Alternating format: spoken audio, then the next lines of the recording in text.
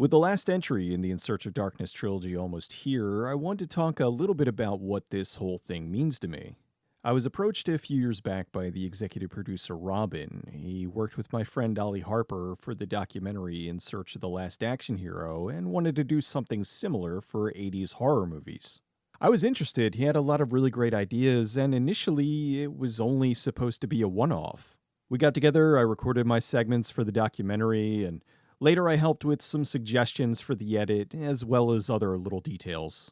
The documentary came out and was a huge success. It did better than any of us anticipated, and some of the biggest feedback we received was that people wanted more. Since the first entry focused on a lot of the mainstream films from the time, the Friday the 13th, the Nightmare on Elm Street, and so on, when putting together part 2, I and many others wanted to shift to talking more about the underdogs of horror, the great films from the 80s that don't get nearly the attention they deserved. Now with part 3, we are veering way into my wheelhouse. We're talking about the true oddballs of 80s horror cinema. We originally recorded my segments during the summer of 22, but there was a problem and we had to re-record my segments months later. Unfortunately, the night before we were supposed to film, I got horrendously sick. We had already delayed the filming a few times and I didn't want to delay it anymore, so I sucked it up and shot my segments, even though I looked and felt terrible. So when you see me in part 3, just know that I am giving it my all despite the fact that I look like death. I saw some footage and I think they color graded me a little nicer, so I'm not quite as green. Anyway, this series has been amazing for me. I've met some fantastic people and I get the honor of being in a documentary with numerous legends I grew up admiring. Part of me still can't believe it. Thank you so much to everyone who supported this endeavor.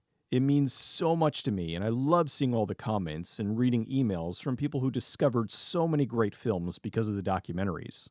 Part 3 is going out with a huge bang. It's going to be the longest entry in the series. There's only a few days left to get part 3, so if you can, jump on it now. If you missed out on the previous 2, there's also an opportunity to get all 3 in this slick new box set. If you want to check it out, there's a link right below the video.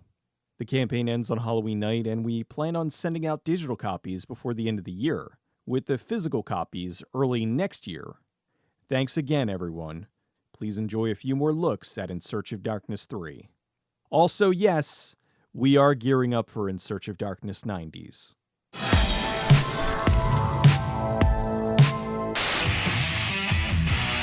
Punk music really gave me the, okay, we can do a lot more on edge. I can perform something shocking. Nightmare 4, my effect was Debbie Roach. The girl hates the cockroach and she becomes a cockroach. The images really creep them out. Everybody is like really, that's gross. This is a surreal sequence. I succeeded that illusion. I'm very proud of that show.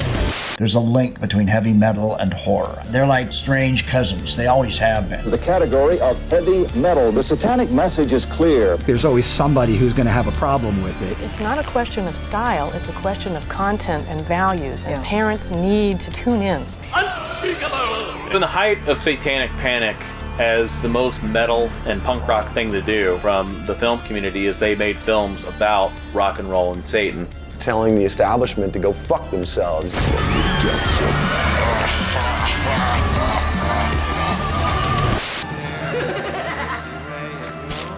Fear is always there. It's just one thought or one perspective away from being right in your face. Any movie could suddenly become a horror movie. Horror is an emotion. So you can have horror in space, you can have horror in the Old West, you can have horror in a comedy. Children, lollipop, and all free today. Disney goes very dark. Pinocchio, for instance. Pleasure Island scene.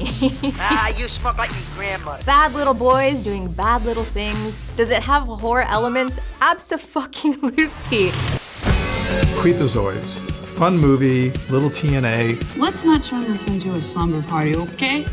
With a wonderful director, David Dakota, who remains one of my closest friends. Creepazoids is a very, very, very low-budget alien. It was really fun because we did it in 7 days. When you are doing low budget things. The monsters are usually very fragile. You had to be very careful of these monsters. You're battling, but like holding back too, because you could break them.